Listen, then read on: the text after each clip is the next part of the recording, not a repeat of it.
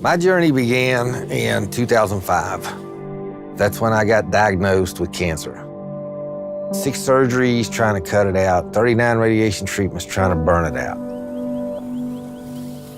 My cancer doctor told me that they had done everything in their power, so we're gonna have to amputate. At that time, I just called myself an old backwoods country hillbilly, and now they tell me that I'm the most technically advanced man in the robotic field to this day.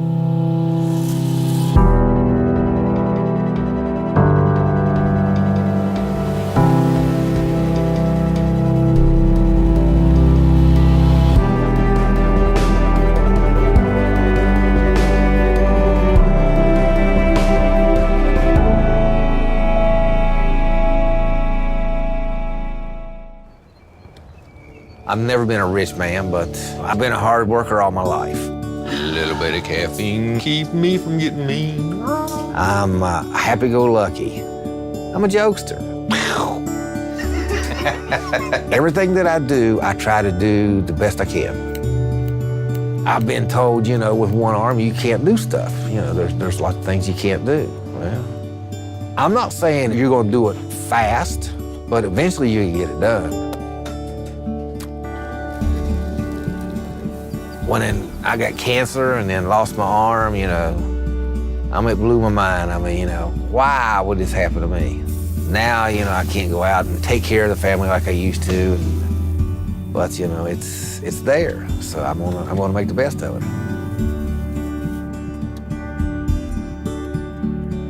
I live my life by 2 rules. There's a reason for this season, and I always have PMA, positive mental attitude. I got introduced to Johns Hopkins Applied Physics Lab. They had a project to build the arm that was then revolutionizing prosthetics.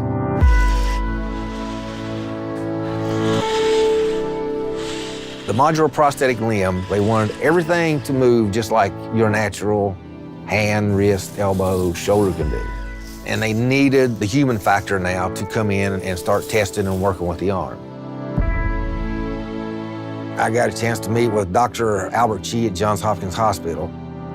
Dr. Albert Chi found the nerves that used to go to Johnny's hand and moved them to healthy muscles in his remaining limb. He introduced me to targeted muscle reinnervation, and that is the surgery and technique that you use to work prosthetics with your mind.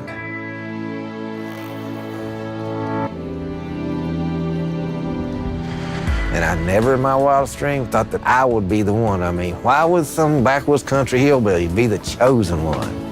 I just got to go with the flow.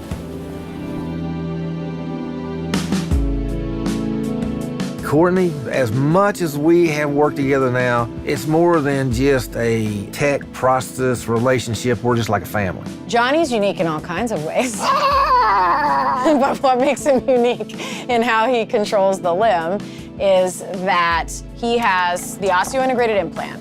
Osseo means bone, integration with the bone. So they bore out the center and it's implanted into the medulla of the bone, the inner core. He's the first person to get the implant in the United States. The first time they told me, Johnny, I want you to think, close your hand. So I think closed hand, and that robotic hand went closed like that. Man, I come by, yeah, I want to come out of that chair so bad. Remember, deep breath, relax. The biggest motivation is I have a second chance on life. I could have lost my life with cancer. I had 3 of my children that were in the service to come back with all their extremities, but some of their buddies didn't. I want to be the best role model to forward on the prosthetic field. I want to better a lot of lives. Nice. Sometimes the biggest challenge is slowing Johnny down. Every single time we work together, he shows me that there's far more by pushing the envelope that results in practical application, and it's forcing me to adapt things that I might not have thought of before. Right now, with kind of the man-machine integration, Johnny has narrowed that gap to the smallest distance that it has ever been. Right now, the modular prosthetic limb is an in-lab arm only. If I was able to bring this arm home on a regular basis, it's unbelievable what I could probably accomplish with this arm. I'm gonna push it as far as I can push it.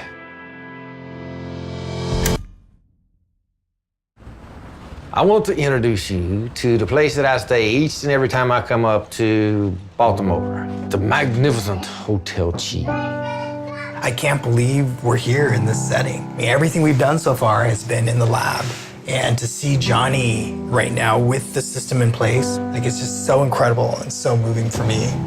This man means a lot to me. I mean, I put my life in his hands. And I mean literally. Remember? He's beyond being my doctor. To me, he's just like my brother. Cheese. Yeah, cheese. Remember we were talking about how it's Johnny that challenges me? This is an example of that. All right. Up off the stove. There's times when Johnny pushes the envelope in a way that I don't feel comfortable with. Oh, no. Whatever. Nothing? Give me a towel real quick. Give me a towel, give me a towel. Hurry, hurry, give me a towel. Feel free to point out. And the researcher, Courtney, is visibly uncomfortable during cooking dinner. I have to put a glove on this hand, or at least make an attempt to. Just be cautious. You're such a mother, you know? You're going to give me something, you want to find out if it's going to work, I'm going to work it.